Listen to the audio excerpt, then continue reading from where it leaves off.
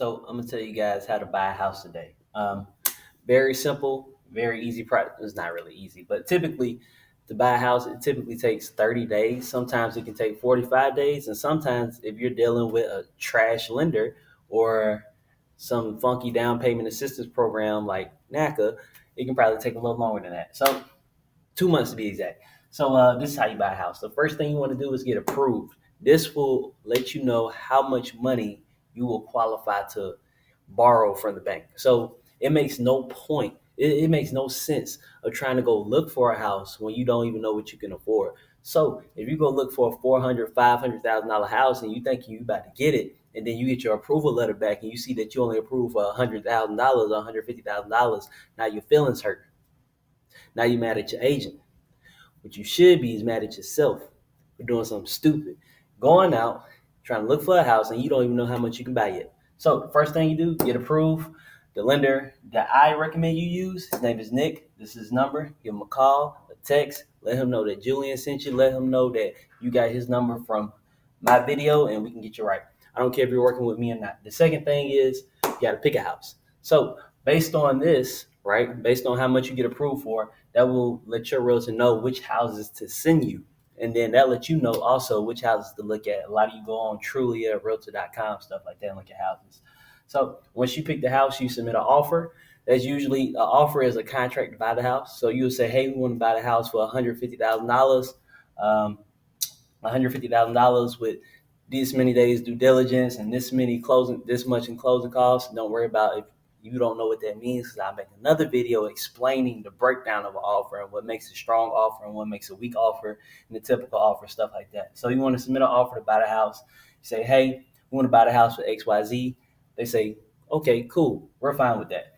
The next thing you do is inspection, right? So look, let me go back to number 3. When you submit an offer to buy a house, usually the first time you submit an offer, they're either going to say, okay, we got a whole bunch of offers, right? So that means there's more than one person that wants to buy the house, and they say highest and best. So they're going to ask you to submit another offer with your highest price and best terms. If you don't know what terms are, don't worry about it. Sometimes they'll send you a counter offer. So you send one for 150, they say, hey, we want 165. Then it's up to you and your realtor to determine what to do next so you can get that thing under contract, the house under contract. So number 4, after you get under contract, you will always want to get an inspection. Don't ever buy a house without getting it inspected. I don't even care if you're flipping the house. I don't care if you're buying the house as a rental, because the house might look nice on the outside, but when you start opening things up, you find out that the plumbing's bad, which can be extremely expensive. You find out that the stuff in the attic's bad, the roofing, the electrical, stuff like that. So you always get the house inspected so you can know what's wrong with it. Number 5, ask for improvements. So your inspector will give you a long list of things that need to be, Corey, by the way, give him a call. Your inspector, Corey, he'll give you a long list of things that need to be either improved or replaced or just fixed, or things that are just like really, really terrible, right? So what you're going to do is ask the seller to repair those things for you. They're going to pay for it. Or if you want, you can pay for it. I recommend you don't do that. Save your money, make the seller do it. So after you and the seller come to an agreement on what needs to be fixed in the house, the next thing you're going to do is give your paperwork to Nick. So Nick's the loan officer guy right here. He's going to ask you for a whole bunch of paperwork, a lot of employment verification, a lot of stuff dealing with taxes like W-2s, just to verify your income, verify you're employed. And he's probably going to pull your credit and look at your credit report, all that good stuff. He's going to ask you for a shitload of paperwork. If you want to know all the paperwork, you can get that from him. He can email it to you. Number 7, second inspection. So you don't just say, the seller doesn't just say, hey, we fixed everything. Like, okay, let's go to closing. No, don't believe they ass.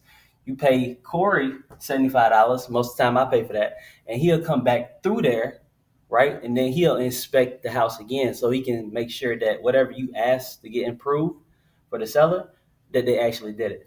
Number 8, final walkthrough. This usually happens the day before closing or the morning of closing. That's just to make sure the house hasn't caught on fire, nobody been breaking it, like the house is just in really good condition, because you would hate to close on the house and then come over there and realize like, hey, somebody tore half the house apart and stole it. So you always want to do your final walkthrough before closing. And then number 9 is closing. Just go to the attorney's office and you sign 1,000 pieces of paper, which is usually bank statements. No, paperwork.